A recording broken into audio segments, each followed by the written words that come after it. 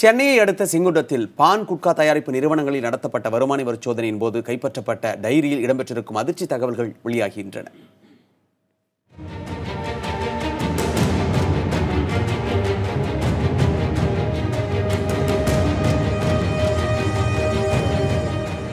பான் குட்கா விற்பனை தடை செய்யப்பட்ட காலகட்டத்தில் தமிழகத்தில் அதை விற்பனைக்கு அனுமதிக்க சுகாதாரத்துறை அமைச்சர் லஞ்சம் பெற்றார் என்பதனை சொல்லும் வருமான வரித்துறையின் ஆவணம் இது.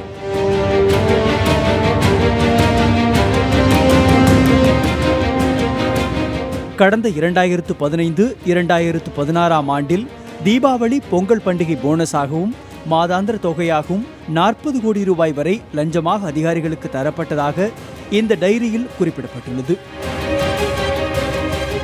தமிழக சுகாதாரத்துறை அமைச்சர் விஜயபாஸ்கர் மாதந்தோறும் 14 லட்சம் ரூபாயை பெற்றதாகவும் இந்த ஆவணம் கூறுகிறது.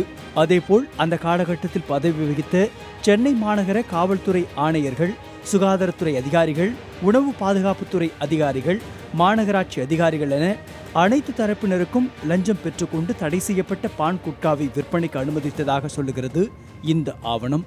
மேல் விசாரணைக்காக தமிழக அரசிற்கு இந்த ஆவணங்களை வருமான வரித்துறை அனுப்பியிருந்தாலும் உரிய நடவடிக்கை எடுக்கவில்லை என்ற குற்றச்சாட்டும் எழுந்துள்ளது. இதுவரைக்கும் சம்பந்தப்பட்ட அதிகாரிகளையோ அமைச்சரையோ விசாரிக்காதது அதிர்ச்சியளிப்பதாக வருமான வரித்துறை அதிகாரிகள் கூறுகின்றனர்.